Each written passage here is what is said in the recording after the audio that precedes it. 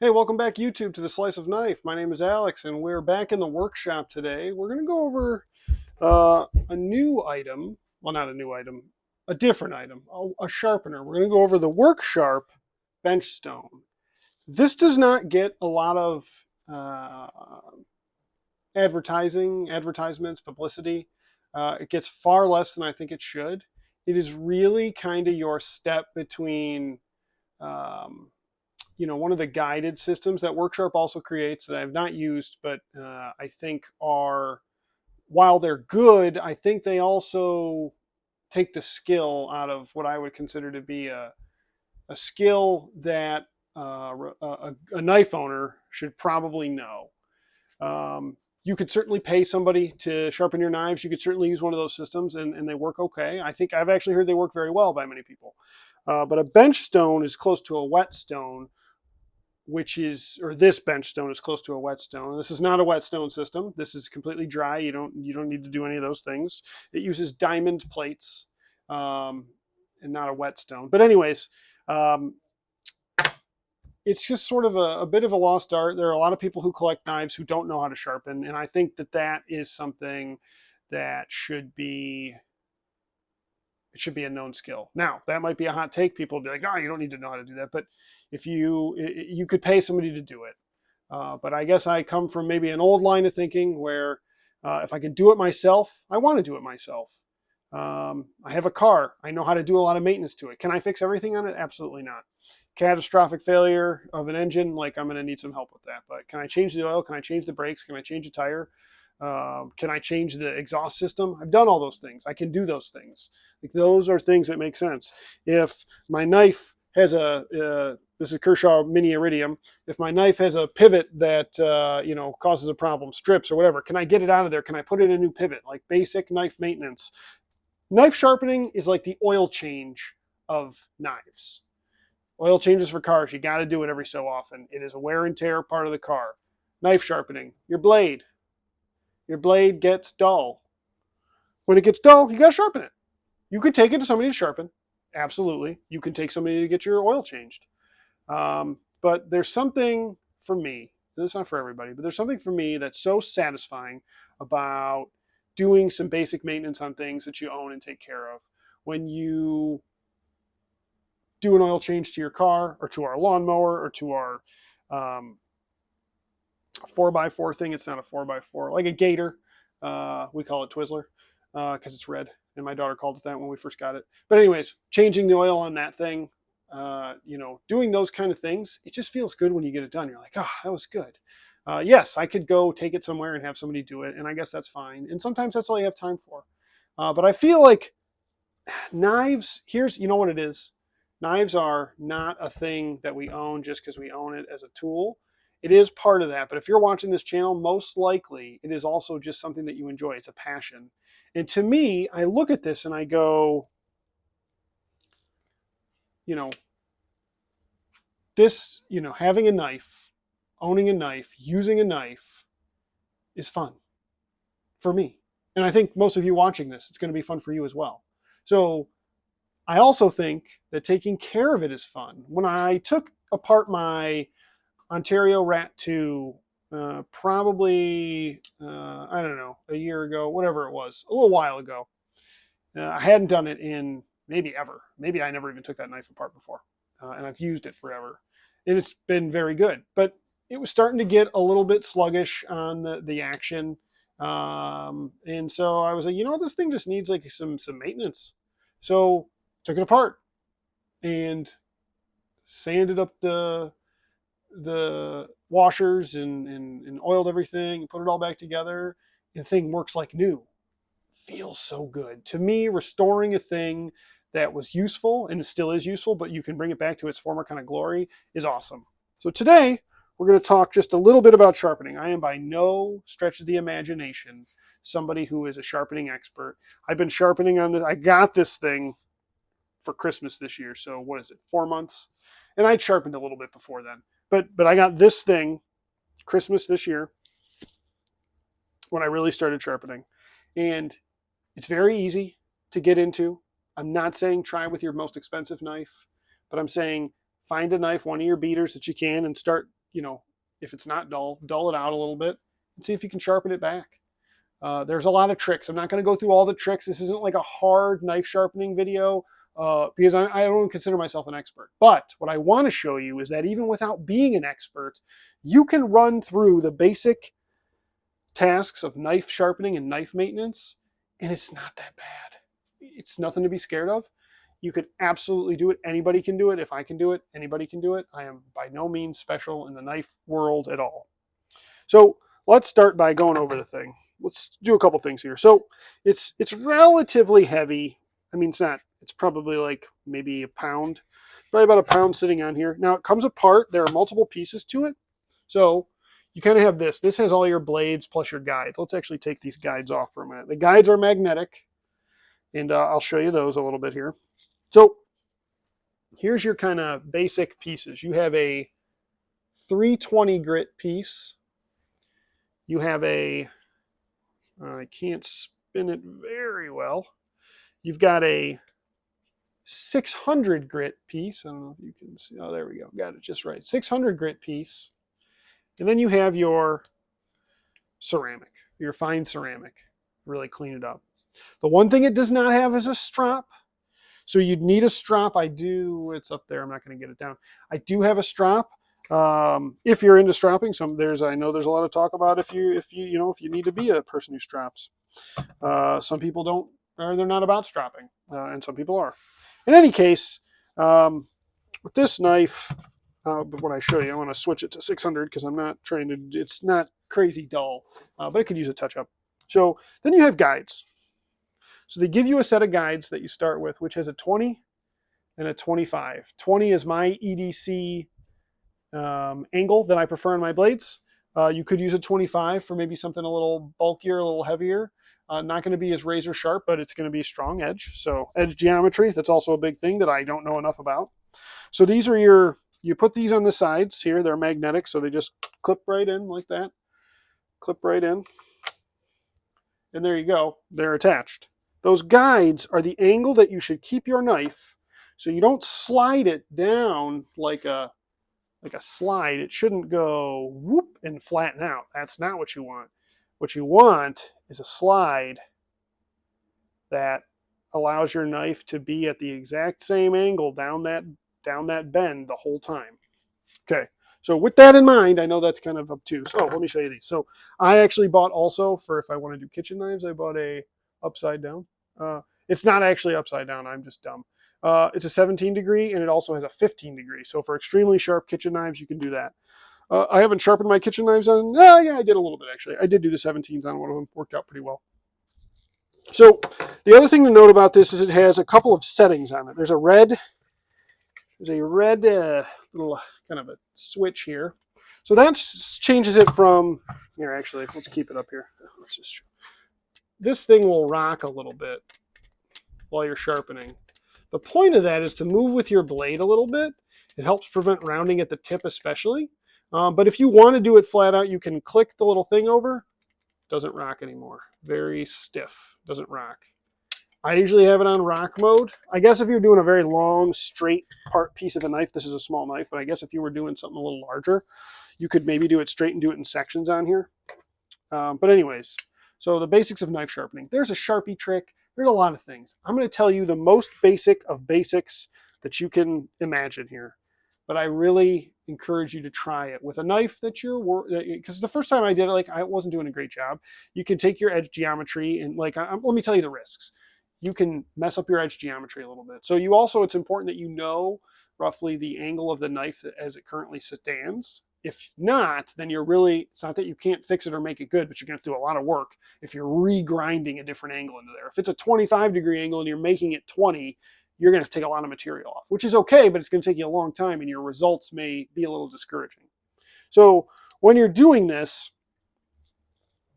you want to match the angle, or when you're doing it, you want to use a beater knife that you're not too worried about messing up, in my opinion. But and then you can even dull it, run it on the cement a little bit. I've seen that move, whatever. But the key is even strokes both sides. And the key is really maintaining that edge angle. So when it moves, When it moves across there, it needs to stay at that angle. It cannot, you don't go back and forth. I mean, you can on a whetstone, that's a different thing, but in this case, you're going to slide forward. So you want your blade facing, you want the sharp part of your blade, the edge, you want that facing the direction that you're going to push. And we're going to push. So you're going to take your 20-degree mark here, and you're going to push. You're also going to slide it. You're also going to slide it away, and you don't want the tip to fall off the edge. You want to remove the tip before it gets to the edge. Now, that bend is in there to help with that, but you still want to pull it off. You don't really want to max that out. That can create rounding. So when you're doing this, and I did a cardinal rule, well, I did 3 now. You want to count how many times you want to do it equal on each side. If you do one side more than the other, you're going to have a non. Man, what's the word with that? Your apex is going to be off. You're going to have like that. Somebody on YouTube, knife was pointing at my face, and I realized as I was doing this. It's weird. People on YouTube, tell me the name of that. It's your geometry, but each of the sides of the angle are going to be different. You're going to have a flatter and a more steep side. So, anyways, notice another thing. This is a little tip. So you can grab your blade if you want with pinched fingers. I usually just push behind it with a couple fingers sitting behind the blade. That's usually how I do it. Maybe directly, maybe a mini pinch, but I usually kind of put one near the stud, it feels like. And then I actually don't move my arms. I actually turn my whole body because that allows me to lock my elbows, lock my wrists. They're not changing the angle. I'm really on kind of one set plane. So you're going to go through and you're going to run it 5, 6, 7. We'll do 7. Sometimes I do 8, 10, even numbers. We're going to do 7 because we want to be weird in this video, apparently. Then you get this. You rest it. You know what I didn't go over well enough is you really rest it on this. So you make sure that your blade is meeting the surface of the sharpening stone. This is the 600 grit sharpening stone. You make sure the flat spine of your knife is flat onto the angle guide. So this, in this case, the 20-degree angle guide. And then you just push forward. Be careful not to catch your stud on the guide. That can happen. So you just gotta, you kind of figure out where it sits. And some knives are better than others. You can also take off your studs to sharpen. I don't do that. It takes too much time and it's annoying. And frankly, I can get around it. And most of the time you can, but there are models of knife. I don't know that I have any that I've tried anyways yet. That probably caused it a problem. One thing I will say about this bench stone, 3,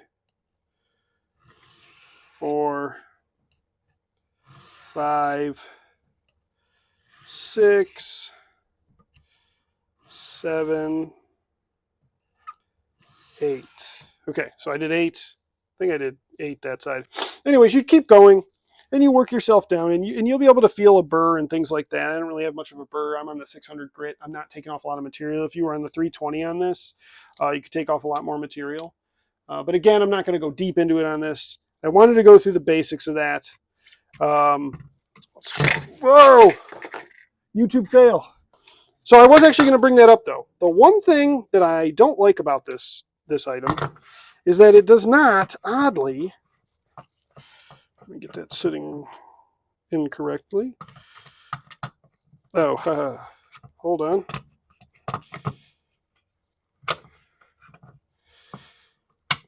YouTube fails. Take 2. Okay. There we go. Sorry about that, YouTube. That's what I call YouTube, YouTube. It fell off. But what I was going to actually mention, it's interesting that happened, is it has some pads right here. They're not ultra grippy. I wish it actually had more of a full flat bottom was entirely there and it had a little bit more grip. I could probably find something to put on the bottom of there to make it more grippy, and I may do that in the future because I like this thing enough that I would definitely do a little mod to it. Maybe I should make a video on modding that with that to make it think, because it does slide a little bit. Now, you don't press with a ton of pressure. That's another thing I didn't go through. You really don't press very hard. You really should be pressing. There's a rule of this. I don't know what it is, but when I think of how hard I'm pressing, I'm not even pressing hard enough. What would I press that hard? I don't know. I'm not pressing very hard. Um,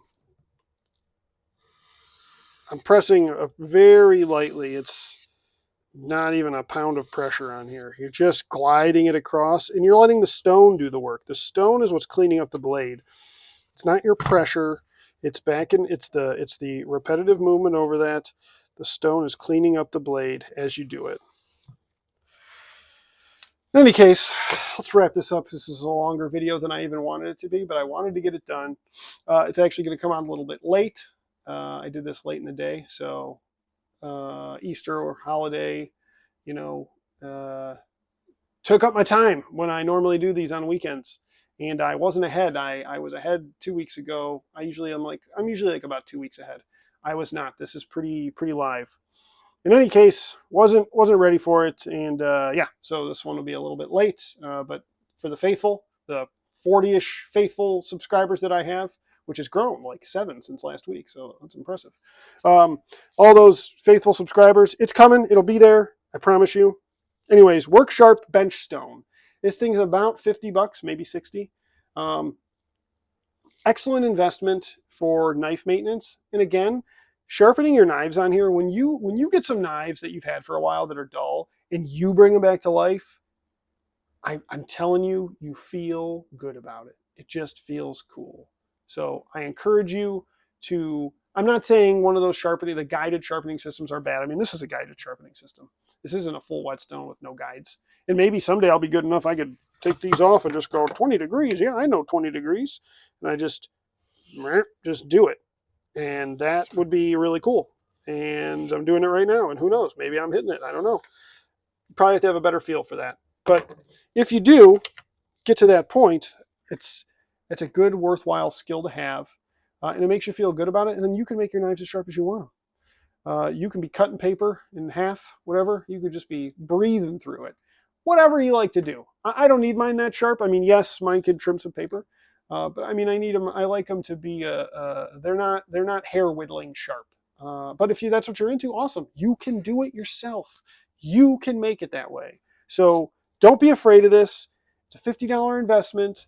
Like, it's not terribly expensive. It's not terribly cheap. A lot of those guided sharpeners, I mean, some of the better ones now, they're like $200. I get it. That's a lot of money to put into sharpening if you don't think you're going to sharpen that many knives. This for $50, you can, this thing, and it's diamond plates on there. And I think there are actually other grits of diamond plates you can get. This is the base, which is the ceramic 320 and 600. And WorkSharp has a number of other sharpeners. I also have the guided pocket sharpener. Maybe I'll show that on here sometime. That thing is very cool. I actually kind of use that at my desk sometimes when I'm at work on different conference calls and things. Sometimes I'm kind of sitting there just sort of sharpening the knife that I have in my hand at that time. So, it's a cool product. In any case, I think sharpening knives is more fun than it's made out to be. I think it's a cool skill to use. I'd be curious to what you think about it, though. And some people just don't want to do that. They don't have the time for it, and I get it. It's owning a car. It's all this. You can pay somebody to do those things, and I think that's fine. And I think that's it's all up to you. It's your own choice. But when you can do things yourself, I think it connects you in a different way to your hobbies, to your things, and I think it's really cool. So I would encourage you to try the WorkSharp Bench Stone, amongst other things. But this, I think, is a great starter because it's not only teaching you the fundamental skills of sharpening, like on a whetstone, but it's doing it, but it's also getting you closer to your hobby, and it's doing it in a way that's not the guided system where you're not learning a skill. The guided system, and really you clamp it in there and you just run the thing, and you just or however, actually it's like a slide forward, whatever, that way. Or maybe it's up. I guess it would actually be up. Wouldn't it be up? I don't know. For those of you who use the guided systems, because I guess up would be more like the push, because you want it to push against it. You wouldn't want it to, you're not going the other way. Now, that is an important thing to remember. If you're going to strap, not that I have a strap on here, but if you're going to strap, you do go away from the blade, from the sharpened edge of your blade. You go away on the strap. And the guided field sharpener does have a little mini strap, which is nice. Put a little green compound on there. And it even has guides that you can kind of like slide up and start your thing so you're getting it at the 20-degree angle. Very nice. And that work sharp pocket, it's not the field sharpener, it's not the pocket sharpener, it's the field sharpener. The guided field sharpener does have 20-degree guides in there. They're not changeable. That's the other thing about this is this thing allows you to have multiple guide types. I think there might even be a 12-degree guide. I'm not sure though. I could be making that up. I don't need more than these four: 20, 25, 15, and 17. That's plenty good for me. Probably plenty good for 99% of people. There might be somebody who needs some other whatever in there. In any case, I encourage you to get it. It's also, when you think about it, you have a belt grinder, things like that. Those are also awesome, and they can get you started in the right place. But when you're putting on those fine touches, nothing beats a bench stone, in my opinion. So go out, get it, work sharp. I wish you would watch this. And Zach the Wild, you're a work sharp guy. I wish you would watch this. And you'd be like, hey, this guy likes work sharp, and he's showing work sharp. And then maybe like work sharp will be like, hey, we'll give you a free set of guides or something. I don't know. Maybe not. But I guess I got to get more subscribers than 40-ish or whatever I have in order to get through that. In any case, I hope everybody had a great holiday, a great Easter. God bless all of you. On this channel, we remember that he was risen for us, for our sins. So we remember that, and we are so happy for that and proud of that. And I hope that all of you out there, whether you know it or not, it was for all of us. So whether you know it or not, I hope that you do. I pray that you do. I pray for everybody that does, and pray for everybody that doesn't. And I hope that they come to know Jesus in their own time. But in any case, like and subscribe, comment below. Love to hear the comments. Please let me know your thoughts on sharpening, and we'll see you next time on The Slice of Knife.